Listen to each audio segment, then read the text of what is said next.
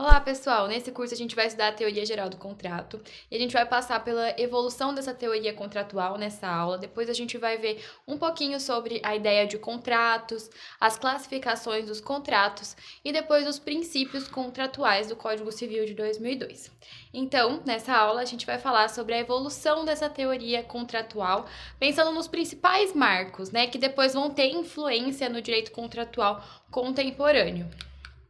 Bom, o primeiro marco, né, dessa teoria contratual que a gente deve falar é o direito romano. No direito romano, de onde advém, né, das nossas bases atuais do direito contemporâneo, a gente tinha já existia a ideia de contrato, já existiam relações comerciais e contratuais entre as pessoas daquela sociedade, mas esses contratos eles eram marcados por uma característica, que é o formalismo. Isso a gente pensa principalmente no direito clássico, que é de onde a gente tem as maiores informações. As fontes romanas são geralmente do direito clássico, né? Remetem ao direito clássico. Bom, nessa época existia um formalismo nos contratos, né? Essa é uma das principais características. E o principal exemplo de contrato nesse caso, para a gente pensar no formalismo, seria a estipulácio. E aqui, né, a caráter de observação, até para entender um pouco mais sobre essa característica desse primeiro marco da evolução da teoria contratual, é a estipulácio. Por quê? Porque a estipulácio ela era um tipo de contrato que tinha como característica uma fala. Era obrigatório ter uma fala específica, solene, que marcava essa promessa. Era uma promessa que uma parte fazia em relação à outra. Então, existia um formalismo, uma formalidade em relação a essa promessa, né? A esse contrato que, na verdade, era uma promessa e que deveria ser cumprido justamente quando tinha a observância dessa formalidade. No direito clássico, né, justamente nessa ideia, né, do formalismo e tal, a gente consegue citar alguns dos principais contratos consensuais, que além, né, desses contratos que exigiam uma formalidade específica, como a estipulácio, já existiam os contratos consensuais, que bastava o consentimento das partes. E a gente poderia citar a compra e venda, a locação, a sociedade, o mandato. Esses 4 tipos de contratos, eles já estavam presentes no direito clássico e bastavam apenas a vontade das partes, né? Bom, no direito justinianeu, que já é quando Justiniano, né, ele se torna imperador e vai ditar as regras com as suas constituições imperiais, a gente vai ter uma passagem, né, uma relativização dessa formalidade e passa a ter uma maior relevância desse elemento subjetivo, que é o acordo das vontades.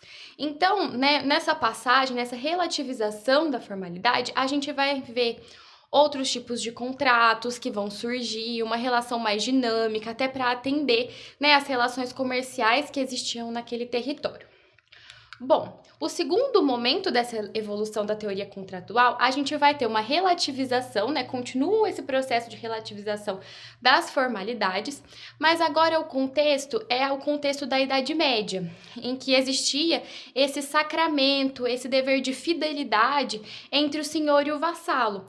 Então, aqui, as convenções, né, os contratos, as relações que eram firmadas, elas partiam de um pressuposto de que eram sagradas, eram muito relevantes, as pessoas não poderiam dizer uma coisa e desdizer depois, né? Então, aqui surge a ideia da força obrigatória dos contratos. Então, eu tenho uma menor relevância do formalismo e um entendimento de que a vontade das partes, ela faz com uma lei entre as partes, né? Que é essa ideia da força obrigatória dos contratos, que nessa manifestação de vontade vai fazer com que as partes tenham que cumprir aquilo, independentemente de existir um formalismo ou não. O terceiro marco dessa evolução da teoria contratual, a gente coloca como o direito natural moderno e as codificações do século XIX. Por quê? Nesse momento vão surgir as teorias econômicas liberais, que é a ideia do capitalismo em ascensão. E o capitalismo em ascensão, ele depende de contratos, né? Ele depende que as pessoas possam firmar contratos, que as pessoas possam estipular o que elas quiserem entre elas, para que tenha esse dinamismo na sociedade. Então, aí que surge a ideia da autonomia da vontade, né? Que as pessoas, elas podem dizer sobre o que elas vão contratar, que tipo de contrato vão fazer, e a ideia da liberdade de contratar, que as pessoas são livres para contratar, né, para firmar contratos em si. E as codificações do século XIX, elas refletem essa ideia das teorias econômicas liberais. E o principal exemplo é o Código Napoleônico de 1804. Por fim, o quarto marco teórico é após a Primeira Guerra Mundial, né? Que os juristas, né, a sociedade começa a perceber que essa ideologia liberal refletida no direito, refletida, né, nas relações contratuais, ela tinha um lado negativo. Então, assim, os indivíduos economicamente mais fortes, as pessoas, as empresas, as indústrias, né, as pessoas que tinham mais dinheiro, mais propriedade, elas acabavam impondo suas vontades àquelas pessoas que necessitavam de produtos e serviços. Então, é o momento que também começam a surgir as contratações em massa, em que ficava marcado esse desequilíbrio, né, entre as pessoas nessa ordem econômica social, entre os contratos que eram firmados.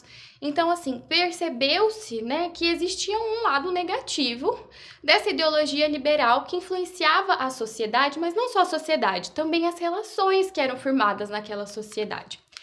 E é aí que surgem as novas codificações que tentam solucionar, né, trazendo conceitos gerais, conceitos jurídicos indeterminados e abertos, para que, né, no momento de você do juiz julgar aquela relação, ele poder verificar se as partes estão em equilíbrio, se as partes estão cumprindo os deveres, né, de lealdade, de boa-fé. E aí, por exemplo, essas novas codificações que a gente cita nesse momento é o BGB, que traz essa ideia das cláusulas gerais e conceitos jurídicos indeterminados para que, né, os casos eles possam ser avaliados caso a caso, no momento do julgamento, trazendo, né, ideias principiológicas.